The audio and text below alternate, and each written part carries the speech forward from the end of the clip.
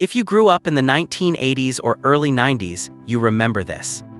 You left the house and you disappeared. No texts. No "where are you?" No little dot on a map. You told your parents, "I'm going to the mall," and they said, "Be home by 6. That was it. From the moment you closed the door until you walked back in, you were off the grid. If your plans changed, you figured it out. If you got lost, you asked for directions or found a pay phone. If something amazing happened, you held it in your head until tomorrow, when you could tell your friends in person. And your parents. If you were late, they paced the floor and watched the clock because there was no way to check on you, only waiting and hopping you walk through that door. Today, we can reach anyone anytime with one tap. Back then, disappearing for a few hours was just normal. If that brings back a memory, or if you're younger and can't imagine it. The full story is in the long video on the channel. This is the story of film photography, the waiting, the rationing of shots, and the excitement of finally holding those prints in your hands. It's the smell of the little lab envelope, the whine of the flash charging, and the blurry memories we kept anyway. Before we develop this story further, comment below where you're watching from. Do you remember dropping off film at a store and coming back days later? If this brings back a memory, hit like, share it with someone who'd remember it too, and subscribe for more everyday life back then. You'd usually buy film at a drugstore or the grocery store, right there at the photo counter. Those little boxes sat behind glass like something you had to ask for, and you had to choose 24 exposures or 36 if you were going big. That printed number on the box wasn't just a suggestion. It was a hard limit, a countdown timer for your memories. Once you loaded that roll into the camera, that was your entire inventory for the whole family vacation or the entire prom night. You couldn't just snap away mindlessly at everything you saw. You didn't stand there firing off 50 selfies just to find the single best angle like we do today. You picked your moment with precision. You staged it. People genuinely shouted, "Don't waste the film," at family gatherings. It was an unspoken financial rule in almost every middle-class American household back then.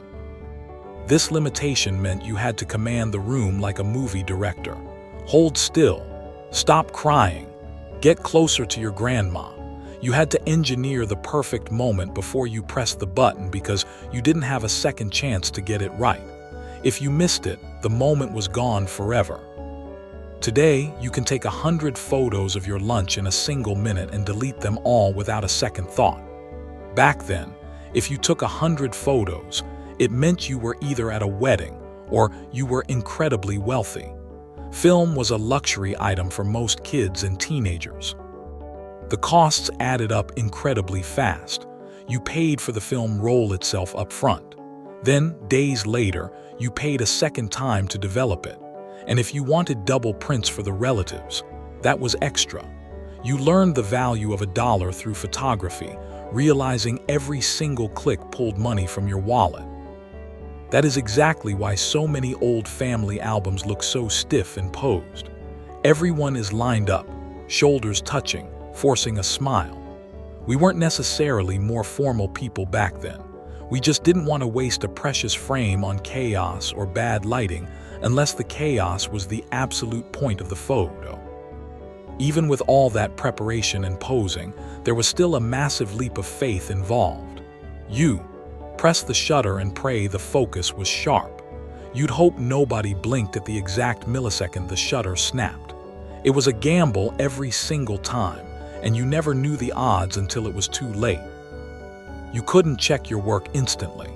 You couldn't zoom in on a screen to see if everyone's eyes were open or if the background was clear. You simply had to trust the machine in your hands. That lack of control gave you a weird sense of anxiety that kids today will never truly understand. But it also made the wins feel huge. When you got that one perfect shot, your dog catching the frisbee in midair, the candles glowing perfectly on the cake, it felt like you achieved something major. You captured lightning in a bottle and you didn't let it escape, creating a physical memory that lasted forever. The back of the camera usually had a mechanical latch on the side. You'd slide it down, hear a satisfying pop, and the back door would swing open. Inside, it was a mix of cold metal springs and plastic gears. It looked like a tiny, complicated factory just waiting to be fed raw materials. You take the metal canister out of its protective plastic tub. You had to pull the leader, that narrow strip of film, across the camera and tuck it into the take-up spool on the other side. This was the critical moment where things could go wrong. If it didn't catch, nothing would work. You'd advance the film with the lever. Crank, click. You had to make sure the little teeth of the sprocket caught the square holes in the film perfectly. If it slipped, you weren't taking pictures.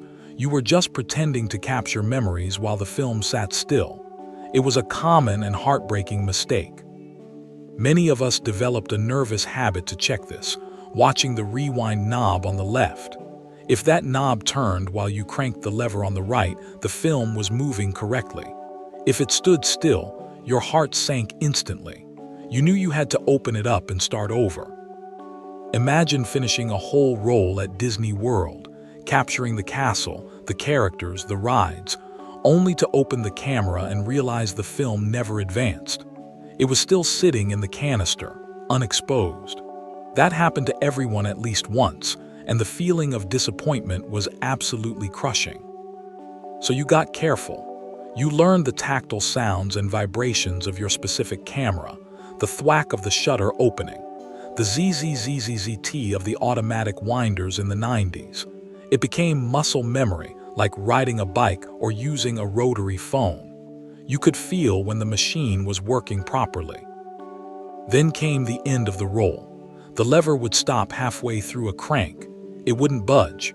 You were out of ammo. Now came the most critical part of the process, rewinding the film back into the safety of the metal canister before you dared to open the back.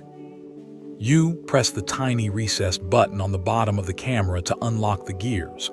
Then you'd flip out the little crank and start turning. It offered resistance. You could feel the film dragging across the plate inside. It was a slow process, but you couldn't rush it or you might rip the film. Then suddenly, click. The tension released completely. The film was safe inside the shell. Only then was it safe to open the back of the camera. If you opened it before rewinding, absolute disaster. Sunlight would hit the raw film and burn your photos white, destroying everything you had just captured. It was a tragedy to burn a roll. You'd lost the memories forever with no way to recover them. Once safely rewound, you popped that canister out and put it in your pocket. It felt heavy with potential. Your vacation was locked inside that little metal cylinder, waiting to be born. Indoor photos were rough without help. Without a flash, a lot of pictures came out dark and grainy.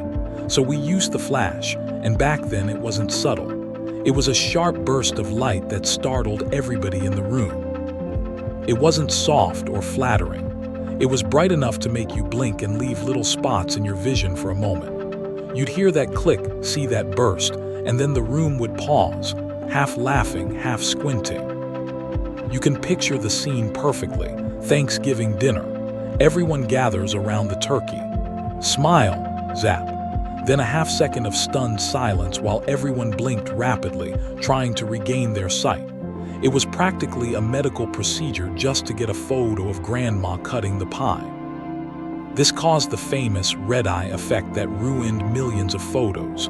Because the room was dim, your pupils were wide open. The flash bounced off the back of your retina, making everyone in the photo look like a demon from a horror movie.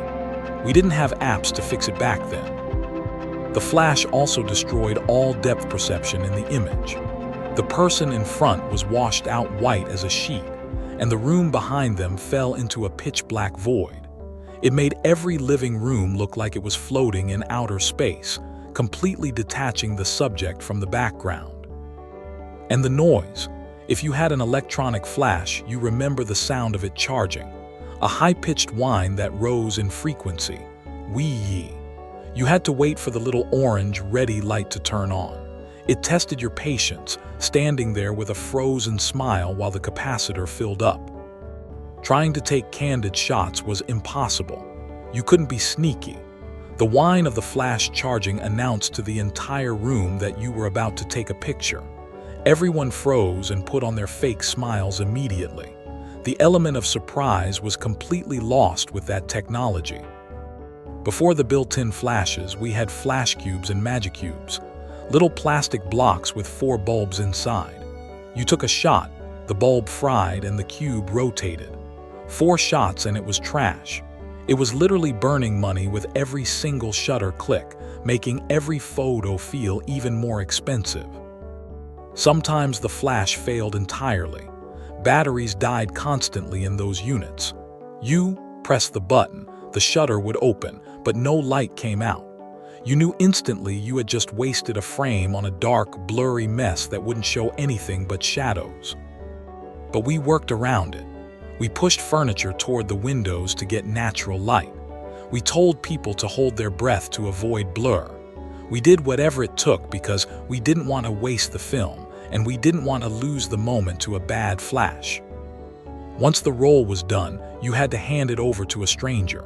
For a lot of people, that meant a little drive-through photo kiosk in a shopping center parking lot.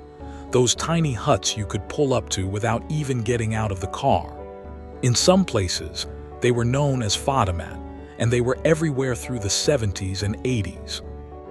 You drive up, hand your film to the person sitting in the tiny glass booth, and they'd have you fill out the envelope. Name, phone number, matte or glossy finish. It felt official, like you were filing taxes or applying for a loan just to see your own pictures. Then began the wait. In the 70s, it could take a full week. Your film was often shipped off to a larger regional lab in another city. Your memories were traveling on a truck somewhere while you just waited at home, hoping the truck didn't crash or the lab didn't lose your envelope. Eventually, you'd go back. You'd pay at the counter and receive that thick envelope. It always had a specific smell, a mix of photochemicals, glue, and fresh paper. It's a scent that triggers instant nostalgia for anyone over the age of 30. It smelled like anticipation. Some people couldn't even wait to get home. They opened the envelope right there in the car or the parking lot. You'd rip the perforated tab off and slide out the stack of prints, flipping through them rapidly to see if the birthday party photos actually came out okay. First, you'd see the leader shots, half-burned frames that marked the start of the roll. Then, the real photos appeared.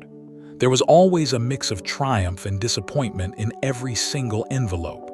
You'd hold your breath with every flip of a photo, judging the quality instantly. "Oh, that one is great," followed by "Why did Dad close his eyes?" And "Whose thumb is that blocking the lens?" You paid for all of them, even the blurry shot of the carpet. You paid for the mistakes just as much as you paid for the masterpieces. In the 90s, 1-hour photo labs changed the game completely. You could drop film off at the grocery store and pick it up after shopping. It felt like science fiction. Instant gratification had finally arrived, shrinking the agonizing week-long wait down to a single shopping trip. But even an hour felt long when you were excited about a big event. You circled the store aisles, checking your watch repeatedly. Is it time yet? The anticipation was half the fun. It made the photos feel more valuable because you had to suffer a little bit of time to get them. When you finally brought them home, the kitchen table became the gallery. The whole family would lean in, passing prints around, laughing and retelling the stories. The physical prints made the memories real. You could hold the moment in your hand, pass it to your mother, and stick it on the fridge. The reality is, a lot of film photos were technically terrible by today's standards. We cut off heads. We tilted the camera. We focused on the wallpaper instead of the faces. But we didn't have the luxury of editing or cropping. What you shot was exactly what you got. We kept them all anyway. You didn't delete the bad ones because you couldn't. They ended up in the stack. Sometimes, the mistake photos became the family favorites because they were funny, candid, or showed something real that a posed photo would have missed completely. Sometimes you got double exposures by accident. The film didn't advance, and you took 2 pictures on top of each other. a ghost of your dog floating over the Grand Canyon. It was accidental art that looked surreal and magical, something you couldn't easily replicate if you tried. Then came the storage solutions, the photo album. Specifically, those magnetic albums with the sticky cardboard pages and the clear plastic sheet you peeled back.